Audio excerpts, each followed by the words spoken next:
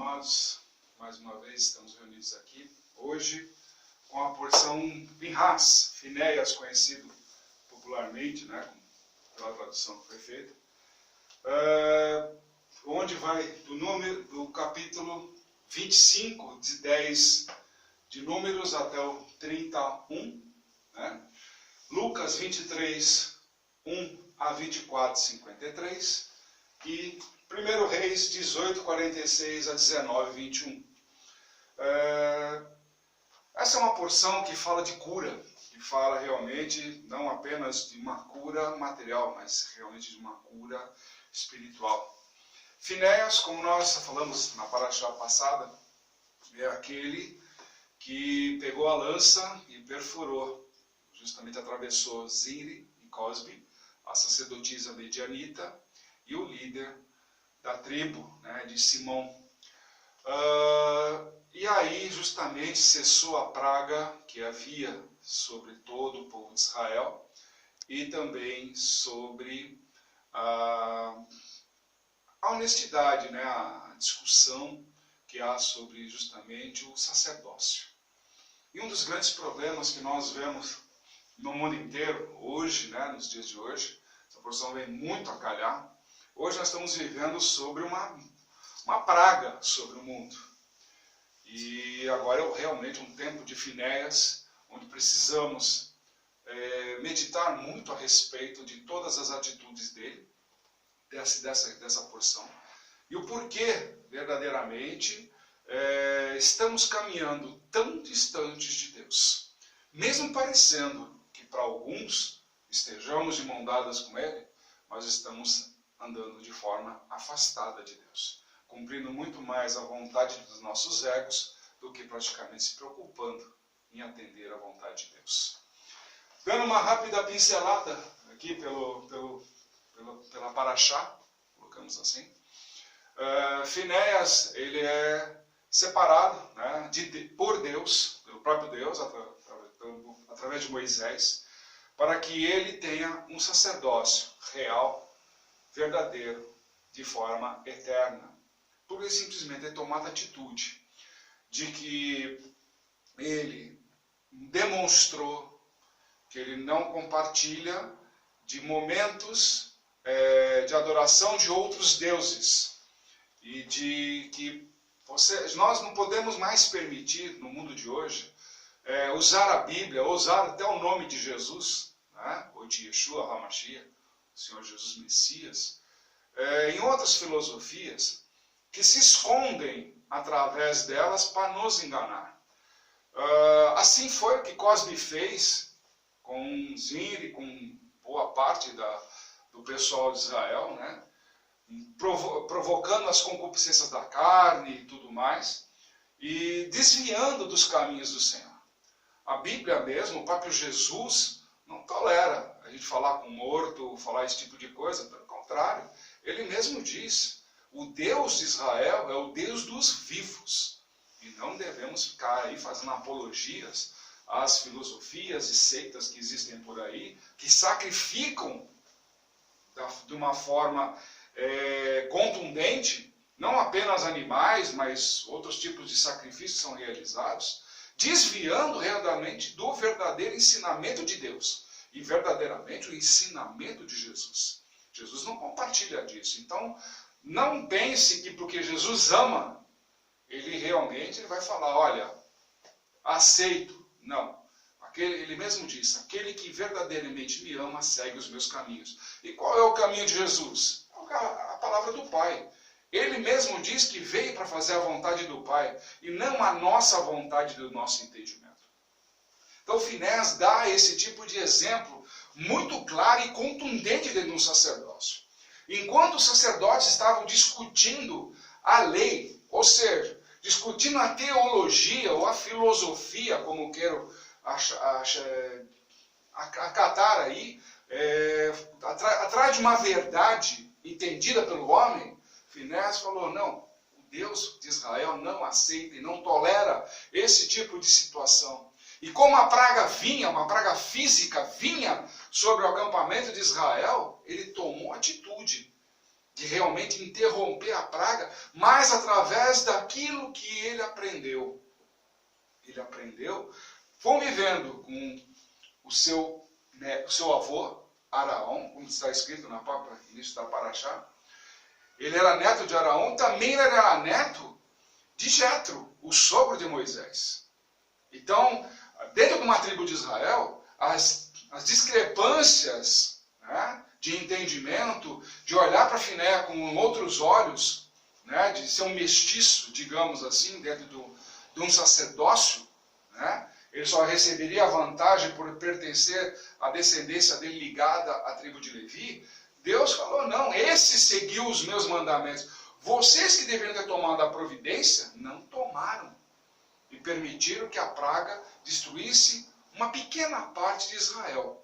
Se não fosse a atitude de Finéias, toda a congregação teria perecido. Nessa mesma porção, nós vamos ver a consagração de Josué como líder do povo de Israel, e também outras discussões, e principalmente a revalidação dos votos que nós temos com as datas bíblicas. Muitos se prendem a um livro de Levítico, né, para justamente lá tem todas as determinações e tudo mais. Mas aqui em Finéias tem todo o fundamento, inclusive da parte sacrificial, de como era, de como funcionava, e por que essa parte espiritual é tão importante. Então Finéias traz muita informação nesse sentido, tá? De a gente viver um novo tempo dentro da igreja. E aí se faz o questionamento. Qual é o seu lugar no reino? Qual é o nosso lugar no reino de Deus? Que momento que verdadeiramente iremos assumir esse compromisso de estar convivendo no reino de Deus? Muito se fala, muito se prega, do tempo do reino, no tempo do reino, o Papa Cristo afirmou, o reino já é chegado. Se o reino já é chegado até nós, então nós já temos que viver com, verdadeiramente, indumentária de um reino de Deus. Viver na santidade. De qualquer jeito, lutar por ela, em todos os tempos, em todo momento, em cada situação. Devemos fazer que nem Finéias, ter o pleno domínio da vontade de Deus, e não a vontade de nossos corações. A nosso ego. E é aí que nós vamos revelar alguns problemas que nós podemos encontrar no livro de Lucas. Nós temos que lutar da seguinte forma. Da depravação espiritual, ou seja, nosso exílio, o nosso Egito, para vir para o tempo da virtude e da redenção. Mas eu serei privado de algumas coisas que eu gosto de fazer. Tudo depende da tua vontade. Se é contra a vontade de Deus, desculpa, você vai ser privado então, se você coloca dessa forma. Ou seja, você não está cumprindo a vontade de Deus com o seu coração. Porque a sua vontade, seu ego, é tão grande, tão grande, tão grande, que não aceita a vontade de Deus. Quando Deus fala, não faça isso, ou não faça como aquilo, ou deixe de fazer daquela forma, para produzir dessa forma, se o seu entendimento é a sua vontade, desculpa, você não segue os caminhos de Deus. Então, nessa preocupação aqui, que nós temos aqui focados para esse tempo, chamado tempo da cura.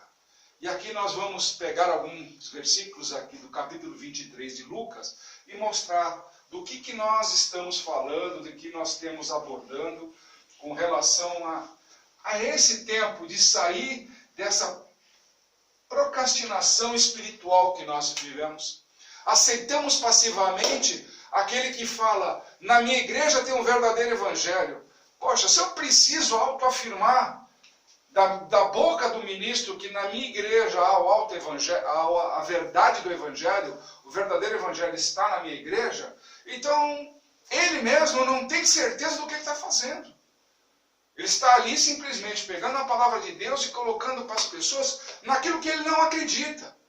Porque se ele precisa pronunciar que ele está falando a verdade, é porque ninguém está acreditando. Então precisamos começar a refletir sobre essas igrejas que proclamam e estão falando o verdadeiro evangelho e deveriam se preocupar muito mais em praticá-lo, não apenas falar. Então nós temos aqui alguns princípios. Se nós partirmos do livro de Provérbios, capítulo 6, versículo 23, nós podemos resumir da seguinte forma. Os mandamentos são lâmpadas de alerta que ficam piscando para nós. E todo o ensinamento é a própria luz. Então, seja, dentro da legislação, digamos assim, com Moisés, eu prefiro mais abordar, de Gênesis a Apocalipse, tudo isso, nada é dispensável. Tudo é para a honra e glória do Senhor e precisamos andar com todo esse grau de conhecimento e entendimento na palavra dele para viver essa plenitude. Partindo desse princípio que Finéias utilizou, existe uma declaração feita no livro de Êxodo, capítulo 24, versículo 7, onde lá aos pés do Monte Sinai, os seguidores de Israel dizem: faremos e obedeceremos. Muitas vezes você é levado a acreditar numa palavra que é colocada durante anos, como a gente aprendeu, que muitas vezes uma mentira dita várias vezes, ela se torna uma grande verdade. E durante muito tempo foi pregada de uma certa forma que tal denominação ou que uma situação qualquer foi quem colocou Cristo na cruz. Vou mostrar para vocês que não é essa a verdade. Nós pegamos aqui capítulo 23, logo de cara, o começo dele, nós vamos lá ver o seguinte: as condenações que levaram Cristo a julgamento, digamos assim, para Pilatos. Né? Significa o quê? Primeira parte, proibindo de pagar os impostos. Que nós temos aqui uma situação bem caótica, né? A segunda parte seria a falsidade ideológica. Falsidade ideológica. Você tem aí. E também a autonomeação. Autonomeação. O que significa isso? Os sacerdotes da época colocaram para Pilatos que Cristo estava proibindo de cobrar a cobrança dos impostos, o que feriria a parte econômica do reino de Roma. Não é o reino de Deus, mas o reino de Roma. Era uma forma deles criarem esse tipo de situação para que justamente ele fosse um bagunçador, um incentivador de multidões, né? Contra o governo, contra a governabilidade de Pilatos e do próprio Império Romano. Né? A falsidade ideológica, quando ele fala assim: és tu o Cristo, né? que viria, aquela coisa toda, tu és o Messias, e aí depois quando ele fala que ele é o Messias, aquele que deveria vir, sim, então eles colocam a falsidade ideológica e a nomeação. Por que disso daqui? Quando a gente fala de ego, isso aqui é o claro sistema que nós vemos hoje de um sacerdócio corrompido. Não se trata apenas de ser um sacerdote lá de Israel, do povo judeu, nada disso. Vamos começar a quebrar esses paradigmas. Esse momento que nós estamos falando aqui se chama igreja.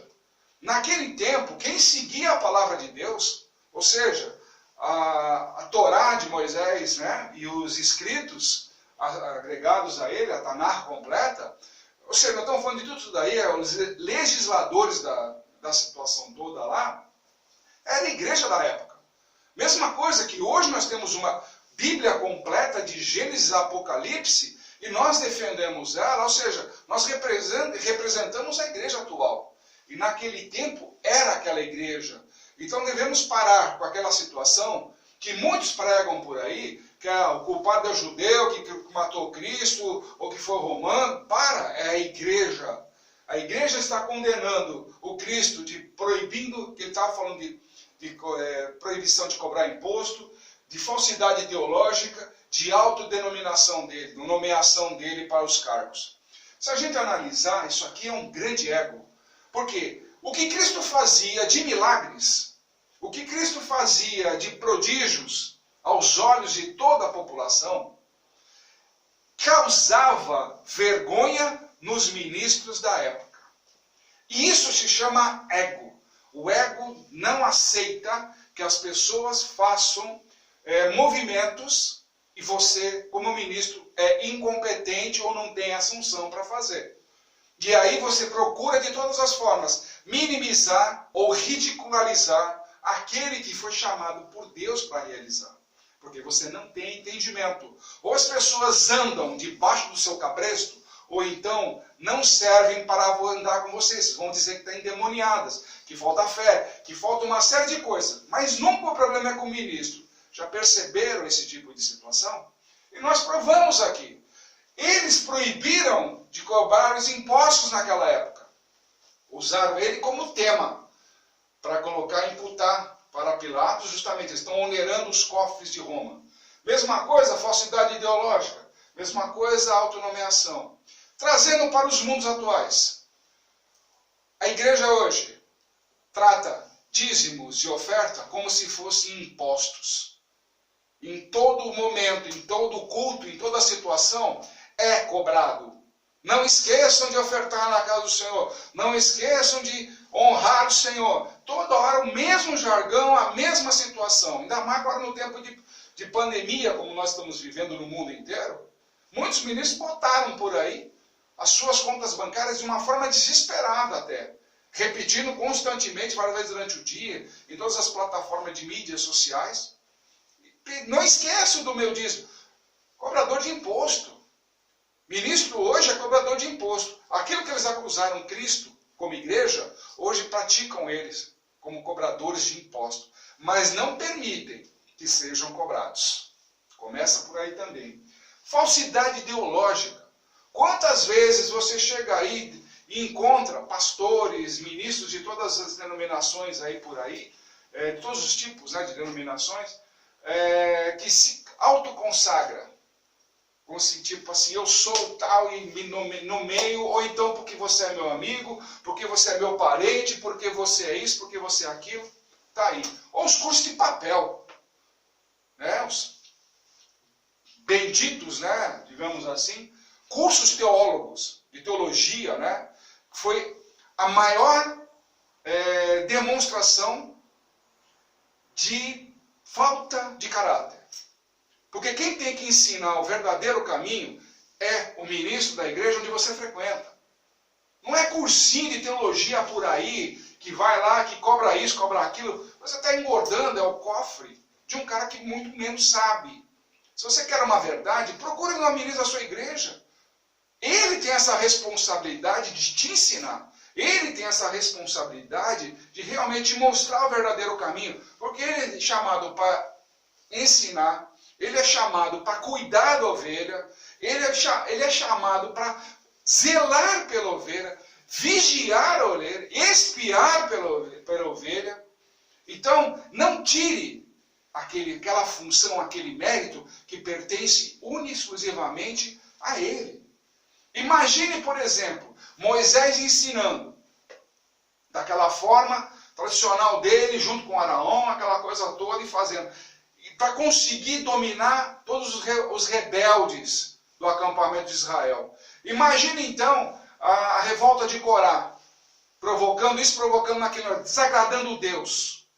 Ou seja, se você permite que uma ovelha sua saia para fazer cursos de teologia em outros lugares e não beber daquilo que você serve, você está sendo incompetente como ministro. Você precisa voltar às origens e começar a ensinar teu rebanho com sabedoria. Porque se você for chamado para ser ministro, é para ter sabedoria. Para ter realmente condições de doutrinar realmente a forma correta. Não do jeito que o mundo está aí. Por isso que está cheio de ovelha perdida pelo mundo. E a autonomeação, que a gente vê também. Pessoas que tipo, agora eu sou isso, eu sou aquilo. Se colocam. O que falta aqui, uma falsidade ideológica que também podemos ver, é a falta de paternidade. Pessoas que se autodenominam, colocam por aí, mas não tem uma linhagem, não tem paternidade, não tem raiz. Então, como uma pessoa que não tem raiz pode verdadeiramente ser usada pelo Espírito Santo, se toda árvore de Cristo, que ele é usada, sempre usa algum tipo de árvore, porque a árvore tem que ter raiz, tem que ter fundamento, tem que ter estrutura. Então como é que você chega se autodenominando que você é alguma coisa, sem ter raiz, sem saber de onde você vem o teu ensinamento? Ah, vem de Deus. Alto lá. Se fosse para ser dessa forma, Deus não colocaria sacerdotes neste mundo. Nem os líderes, nem formaria as situações como ele colocou durante todo o trabalho bíblico. E com esse tipo de situação, nós começamos a perceber o seguinte, que Pilatos, que era inimigo de Herodes, se tornam amigos. Quando eles perceberam o quê? O racha dentro da própria igreja. O racha dentro da igreja permite que igreja se junte à política, igreja se junte à corrupção, igreja traga dinheiro de sangue para dentro da igreja e acumule toda a congregação. Ah, não, minha congregação é santa. Desculpa, não tem essa de santidade se a sua é congregação, ou seja, a nomenclatura que dê para ela, se ela é a sua melhor, desculpa, você está desprezando as outras placas. E Deus não faz acepção de pessoas e muito menos de placa de igreja. Ou as igrejas estão em irmandade, de uma vez por todas, aprendem esse mistério, ou então nós caminhamos cada vez mais a passos largos para uma praga muito maior do que nós estamos vivendo no tempo de hoje. E a profecia dessa casa sempre sai, né? E aí Pilatos, também no versículo 14, ele diz ainda, não encontrei culpa nesse homem, mas eles querem de toda a forma. Ah, mas ele não subverte o povo a nada, pelo contrário, ele está praticando boas obras. Não, ele está realmente malcomunado, ele quer provocar problemas. Então, através desses problemas, então tá bom, Pilatos já começa a fazer o que deve ser feito. Ou seja, o mundo começa a ensinar para a igreja o que vocês querem. Primeira coisa, soltem Barrabás. Ok? Qual era o espírito de Barrabás naquele momento? Rebelião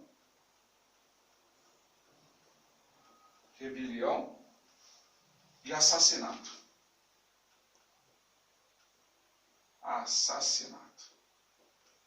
Vocês podem buscar aí no mesmo capítulo 23, no versículo 25. Algumas Bíblias já trazem isso, esse espírito já contido em Barrabás. Ok? A segunda situações que a igreja coloca para Pilatos, no versículo 20, isso aqui é versículo 18. Aqui vamos colocar aqui 18 e aqui é 20. A igreja impõe pena de morte. Imposição de pena de morte.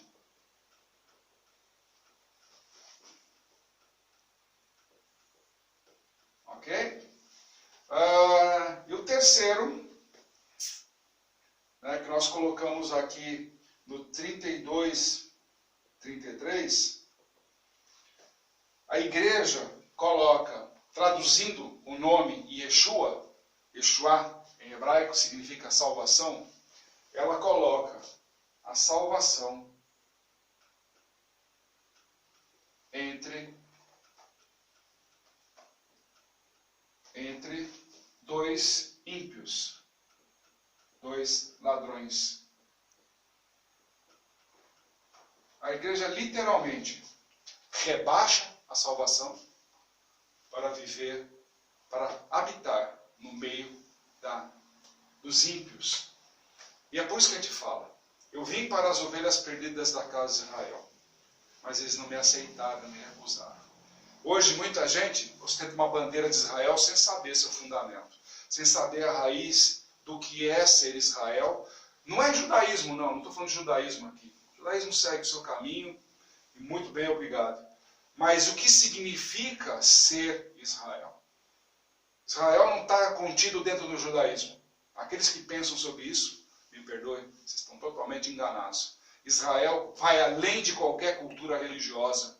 Israel é o convívio verdadeiramente com Deus, aquele que luta com Deus, aquele que quer o relacionamento com Deus, aquele que busca a todo tempo o relacionamento com Deus como Finéias.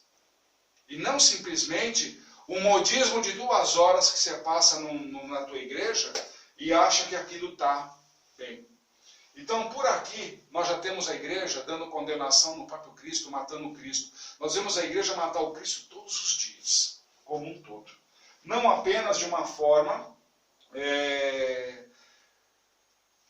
simples, mas sim de uma forma contundente. A igreja hoje provoca uma rebelião e assassina a própria palavra de Deus. Ela provoca uma rebelião que tipo, ou você pertence à minha placa, ou então as outras placas não servem a Deus, é tudo um bando de iníquo. Ou então vamos unir as placas, mas com um sentido político, e não verdadeiramente focado no nome de Deus. Nós temos hoje esse grande discernimento. Pessoas que ainda fazem de ministro ídolos. E aqui Finéias já mostrou, não pode ser adorado ídolos. Nós estamos permitindo que a sociedade midianita avance dentro da igreja e destrone o verdadeiro rei, que se chama Jesus de Nazaré, Yeshua HaMashiach, Jesus nosso Messias. Estão destronando Jesus do verdadeiro lugar dele, colocando ministros como reis. Quando o próprio apóstolo Paulo ensina que nenhum ministro deve ser peso para a sua igreja. Essa parte eles pulam. Porque o ministro tem que trabalhar, tem que lutar pelo seu sustento, ser capacitado. Muitos até cobram que deve ser casado, como está o exemplo de Timóteo. Só que se esquecem que verdadeiramente tem que trabalhar, tem que ser produtivo. Ministro que fica parado, eu estou fazendo a obra de Deus, perdão pessoal, não é ministro. Não é ministro. Você tem o tempo para fazer a obra de Deus e você tem o tempo para cuidar da sua vida. Você precisa cuidar da sua vida. Paulo fazia isso. Paulo fazia isso o tempo inteiro, ele fazia tendas. Consertava tendas durante o dia e pregava à noite, todos os dias sem parar. Não tinha férias, não tinha final de semana, não tinha nada disso. Inclusive era preso. Ficava muito mais tempo preso, prisioneiro. E mesmo dentro de prisioneiro, ele continuava colocando o evangelho a serviço do reino. Então precisamos analisar o seguinte: se nós verdadeiramente somos, como está escrito no livro de Êxodo, capítulo 19, versículo 6, uma nação de sacerdotes, fomos chamados para isso, então devemos zelar, sim, por toda a Bíblia, não somente a parte que nos interessa. Ah, mas Jesus ama todo mundo, Deus é um para Deus é um para todos, sem dúvida. Para todas as pessoas que estão no mundo, nós vivemos o mesmo Deus. Só que esse Deus colocou regras. Não para atender filosofia de homens, mas sim a verdadeira regra, que somente Ele é Deus. Não adoreis outros deuses, Ele mesmo fala.